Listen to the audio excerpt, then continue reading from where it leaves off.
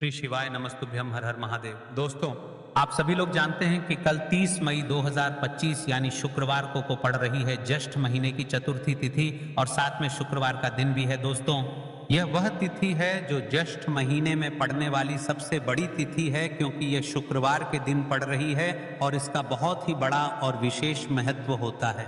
पूज्य गुरु जी ने कहा है, अगर कभी भी मौका लग जाए और ज्येष्ठ महीने की चतुर्थी तिथि को पड़ जाए तो आपको 11 चावल और एक दीपक वाला उपाय तो अवश्य ही करना चाहिए।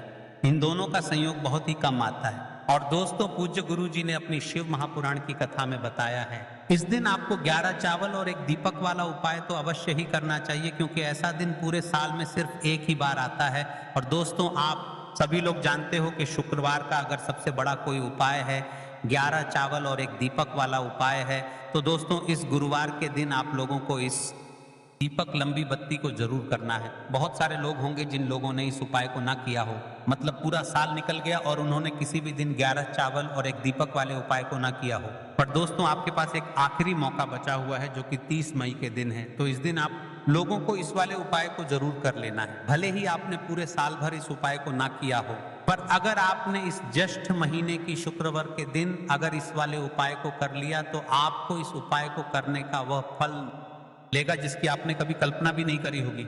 इसीलिए आप लोग इस वाले उपाय को एक बार जरूर कर लेना, ताकि आप लोगों के हाथ से यह मौका ना जा सके और आपको इस उपाय को करने का फल मिल सके। दोस्तों, यह उपाय पंडित जी ने अपनी अभी की ही शिव महापुराण की कथा में बताया है, जिस उपाय को आज हम आपको बहुत अच्छे से समझाने वाले हैं। इस वीडियो को देखने के बाद इस उपाय को समझने के लिए आपको कोई और वीडियो को देखने की जरूरत नहीं पड़ेगी। तो चलिए दोस्तों, उपाय को शुरू। देखिए, यह इस ज्येष्ठ महीने के शुक्रवार के दिन यह इतना खास होता है, इतना महत्वपूर्ण होता है। देखा गया है कभी कभी बड़े बड़े पूजा पाठ अनुष्ठान से जो मनोकामना पूर्ण नहीं होते, वह इस ज्येष्ठ महीने के शुक्रवार चतुर्थी के दिन एक छोटे से उपाय करने से ही आपकी मनोकामना पूर्ण हो जाती है। और बहुत सारे लोगों ने इस उपाय को किया भी है। तो इस उपाय को कल के दिन अवश्य करना है। देखिए, हम ग्रहण और नक्षत्र के अनुसार राशि में चल रहे भाग्य को भी देखते हैं और दोष को भी देखते हैं। यदि आपको ऐसा लगता है कि आपकी राशि से जुड़ा भाग्य आपको देखना है या फिर आपकी राशि में जो दोष चल रहे हैं, तो आप आपका नाम और आपकी राशि कमेंट बॉक्स में लिख दे। हम आपकी राशि से जुड़ा बाकी भी बता देंगे और यह भी बता देंगे कि आपकी राशि में कौन सा दोष चल रहा है, जैसे कि काल सर्प दोष, वास्तु दोष, पितृ दोष या फिर कोई अन्य दोष या समस्या है जो आपके जीवन से रिलेटेड है, तो आप आपकी वह समस्या भी बता सकते हैं। हम उससे समस्या का हाल भी निकलेंगे और आपको यह भी बताएंगे कि आपको किन उपायों को करना चाहिए जिससे आपकी समस्या समाप्त हो सके। देखिए, ये 11 चावल के दाने वाला जो उपाय है, ये कोई आसान सा उपाय नहीं है, इसलिए हम आपको इस उपाय को अच्छे से समझाएंगे और सरल विधि से समझाएंगे। भले ही वीडियो थोड़ी लंबी हो, वीडियो को स्किप ना करें। तो चलिए उपाय की ओर चलते हैं। देखिए, सबसे पहले हम लोग वह बात जान लेते हैं। तो देखो, घर की जो बड़ी माताएं बहनें होती हैं, उन माताओं बहनों में से कोई भी एक बड़ी माता बहन इस वाले उपाय को कर सकती है। और दोस्तों, अगर आप चाहें तो अपने घर में से सभी सदस्यों को भी इस उपाय को करवा सकते हैं। अगर किसी व्यक्ति की खुद की कोई मनोकामना है, खुद की कोई दुख और परेशानी है जो कि वह अपने लिए ही करना चाहता है, इस वाले उपाय को तो वह खुद अपने लिए भी कर सकता है। बाकी अगर कोई घर में से ऐसा है जो कि अपने पूरे घर परिवार की सुख और शांति के लिए ये वाला उपाय करना चाहता है, तो भाई वह भी कर सकता है, उसमें भी कोई दिक्कत वाली बात नहीं है। कहने का मतलब यह है कि इस उपाय को हर एक सदस्य भी कर सकता है और पूरे घर परिवार के सदस्य के लिए घर की बड़ी माताओं बहनों में से कोई एक माता बहन भी कर सकती है। माताएं बहनें अगर घर में उपस्थित ना हो या वह यह वाला उपाय ना कर पा रही हो, तो फिर घर का कोई बड़ा सदस्य भी इस 11 चावल के दाने वाले उपाय को कर सकता है, चाहे फिर वह पुरुष ही क्यों ना हो, उसमें कोई भी दिक्कत वाली बात नहीं है। अब दोस्तों, इस 11 चावल के दाने वाले उपाय को हमें करना कहाँ पर है?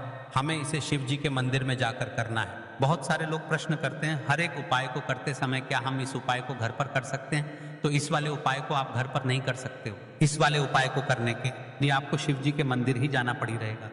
उसके बाद में दोस्तों, जो अगला प्रश्न निकल कर आता है वो ये आता है इस उपाय को लेकर के, आखिर उपाय को हमें किस समय करना है? सुबह के समय करना है कि शाम के समय करना है? तो देखो, इस वाले उपाय को आप लोग सुबह के समय भी कर सकते हो और शाम के समय प्रदोष काल में भी कर सकते हो। अब अगर आप पूछो कि भाई सबसे उत्तम समय कौन सा रहेगा इस 11 चावल के दाने वाले उपाय को करने का, तो हम आपसे बस यही कहेंगे कि इस उपाय को आप सुबह के समय करेंगे तो ज्यादा बेहतर होगा। बाकी अगर प्रदोष काल शाम के समय भी करेंगे तो भी अच्छा होगा, उसमें कोई भी दिक्कत वाली बात नहीं है। तो अब दोस्तों जो अगली सबसे बड़ी और पूर्ण बात आती है वह ये आती है कि सुबह अगर हम उपाय को करेंगे तो हमें कितने बजे से लेकर कितने बजे तक के बीच में करना है, और शाम के समय प्रदोष काल में करेंगे तो हमें कितने बजे से लेकर कितने बजे के बीच में करना है। तो देखो सुबह जितनी जल्दी हो सके आप उपाय को करने की कोशिश करना। बाकी अगर किसी कारणवश लेट भी हो जाओ, थोड़ी देर भी हो जाए, तो 10 या 11 बजे तक भी आप उपाय कर लेना, पर 12 बजे से ज्यादा देरी ना हो, ठीक है। इस बात का ध्यान रखना। उसके बाद में दोस्तों अगर शाम के समय प्रदोष काल की बात करें, प्रदोष काल का जो समय है होता है वह शाम के 6 बजे से शुरू हो जाता है। मतलब शाम के 6 बजे से लेकर 7 बजे के बीच का जो समय होता है यह समय प्रदोष काल का समय होता है। पर अभी जो मौसम चल रहा है इस मौसम में जो है शाम बहुत देरी से होती है, तो आप इस उपाय को 7 या 8 बजे के बीच में भी कर सकते हो। मतलब शाम के 6 बजे से रात 8 बजे के बीच में आप कभी भी इस वाले उपाय को कर सकते हो, उसमें कोई भी दिक्कत बात नहीं है। अब दोस्तों यहाँ पर इस उपाय को लेकर एक और सबसे बड़ी बात ये निकल कर आती है कि इस 11 चावल के दानों को हमें लेना कहाँ से होता है, और हमें इस उपाय को करने के साथ में क्या और कुछ भी सामग्री ऐसी होती है जो शिव जी के मंदिर लेकर जाने पर डिड़ती है।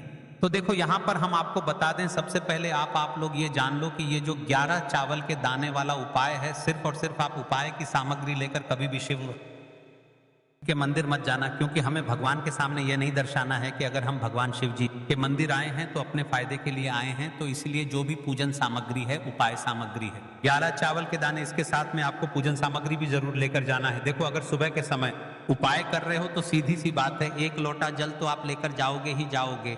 वहीं 1 लोटा जल अगर मिट्टी का जल हो तो बहुत अच्छा रहेगा।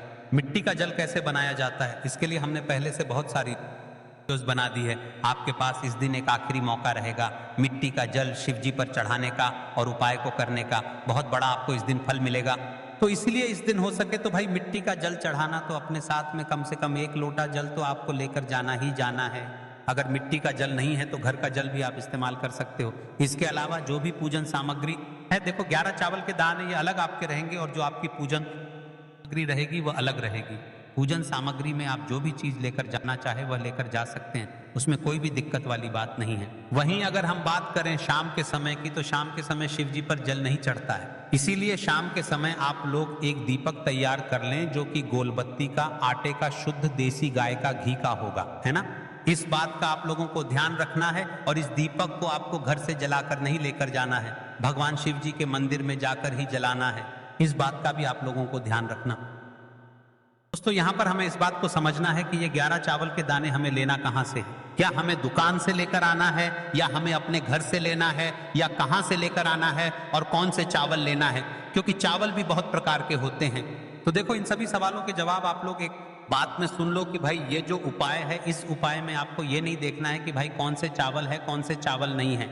बस जो भी चावल ले रहे हो वह चावल का दाना सबूत होना चाहिए, मतलब साबुत होना चाहिए, टूटा हुआ नहीं होना चाहिए, कटा पिटा नहीं होना चाहिए। ये बात आपको ध्यान रखना है। बाकी आपका चावल बासमती हो या सादा चावल हो या कोई सा भी चावल हो, उसमें कोई भी दिक्कत वाली बात नहीं है। तो सीधी सी बात है कि आपके घर के रसोई घर में जहां पर आप भोजन बनाते हो, वहां पर जो भी चावल आपके उपस्थित हो, उन चावलों में से अपनी एक कटोरी भर लेना या एक मुट्ठी चावल अलग से निकाल कर रख लेना, क्योंकि हम 11 चावल ही यहाँ पर इस उपाय में लेने वाले हैं। तो हमें ये चावल के दाने गिनकर निकालने पर डरेंगे, इस बात का लोगों को ध्यान रखना है। तो अपने उस चावल की कटोरी में से या चावल में से 11 ऐसे चावल के दाने आप लोग निकाल लो जो कि टूटे हुए ना हो, कटे पिटे ना हो, जिनमें कोई दाग ना लगा हुआ हो, है ना।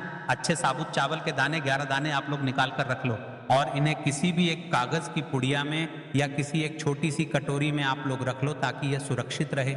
आपके एक भी चावल का दाना इधर उधर ना हो और आपका उपाय भी पूरा अच्छे से हो जाए।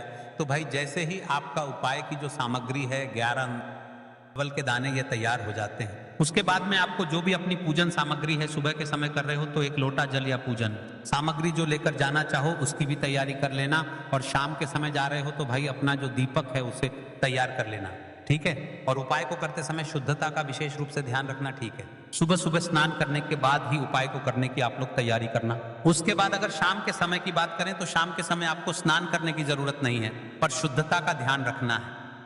तो स्नान तो नहीं करेंगे, आप हाथ मुंह धोकर भी इस वाले उपाय को शाम के समय प्रदोष काल में कर सकते हैं। इसमें कोई दिक्कत वाली बात नहीं है। तो आप अपने उपाय की पूरे सामग्री तैयार करके आपके पास ही में जो आपका शिव मंदिर हो वहां पर पहुंच जाइए। सबसे पहले शिव मंदिर में जाकर आप लोगों को उपाय नहीं करना है, पहले भगवान के दर्शन करना है, भगवान से आशीर्वाद प्राप्त करना है। फिर शिव जी के शिवलिंग के पास में आना है। शिवलिंग के पास में आने के बाद आप जो पूजन सामग्री लेकर आए हुए हैं, जैसे कि सुबह गए हुए होंगे तो एक लोटा जल और जो भी पूजन सामग्री लेकर आए हैं आप उनसे भगवान शिव जी की पूजन कीजिए। सबसे पहले तो एक लोटा जल ही चढ़ेगा, उसके बाद में आपकी पूजन सामग्री चढ़ेगी। उसके बाद में अगर दोस्तों शाम के समय अगर आप इस उपाय को कर रहे हो तो अपने साथ में कम से कम एक जो दीपक है, गोल बाती का जो आप अपने साथ में लेकर गए हो, उस दीपक को मंदिर में जाकर अपनी माचिस से जलाना है और उस दीपक को शिवलिंग के पास में रखना है।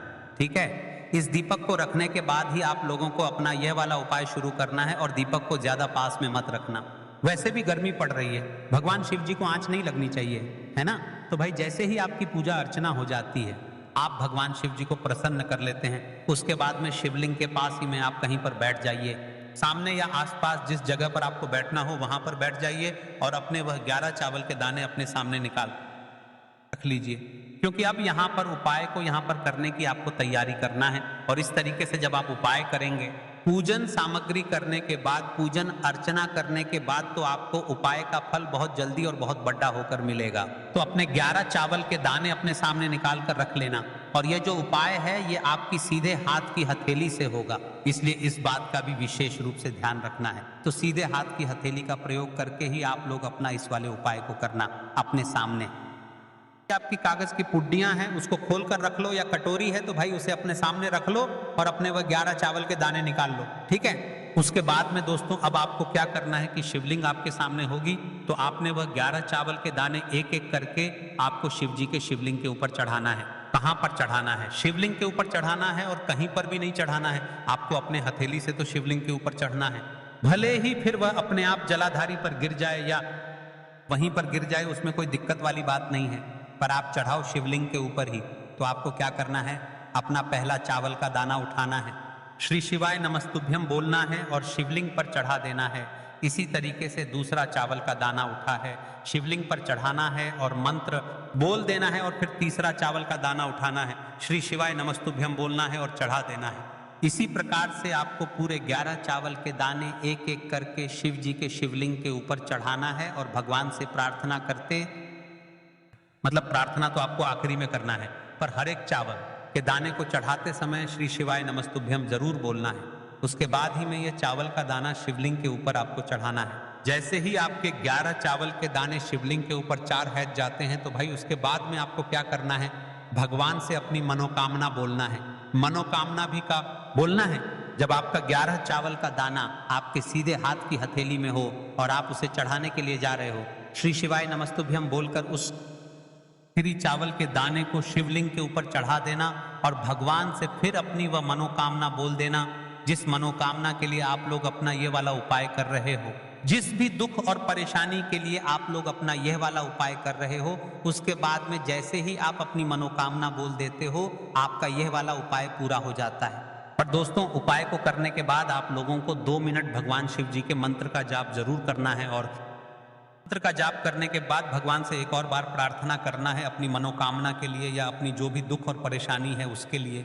इसके बाद में आप लोग भगवान को देखकर भगवान से प्रार्थना करके उनसे आशीर्वाद लेकर वहां से उठ सकते हैं और अपने घर पर जा सकते हैं। बस दोस्तों यहाँ पर यह वाला उपाय पूरा हो जाता है। इस तरीके से जो भी व्यक्ति छोटी छोटी चीजों का ध्यान रखते हुए इस 11 चावल के दाने वाले उपाय को करेगा, निश्चित सी बात है उसे उसकी मनोकामना जल्द ही पूर्ण होगी और जो भी दुख और परेशानी है बहुत ही जल्दी दूर होंगे। और दोस्तों अगर आपको हमारी ये वीडियो पसंद आई हो तो हमारे इस वीडियो को लाइक और चैनल को सब्सक्राइब जरूर करें। हर हर महादेव। ओम नमः शिवाय। आपको लेना है एक गोल बाती का दीपक, आप चाहे तो मिट्टी का ले सकते हैं या फिर घर से शुद्ध आटा मढ़कर उसका दीपक आप तैयार कर सकते हैं। इसके बाद आपको लेना है शुद्ध गाय का घी, अगर वह नहीं है तो कोई भी देसी घी इस्तेमाल कर सकते हैं जिससे आपको दीपक प्रज्वलित करना है। देखो अब ये सब सामग्री लेकर आपको जाना है।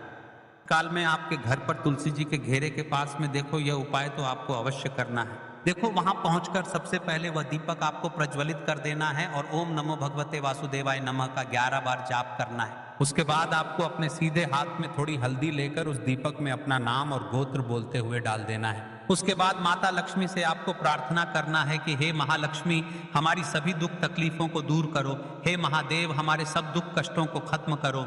इस भावना से आपको यह उपाय।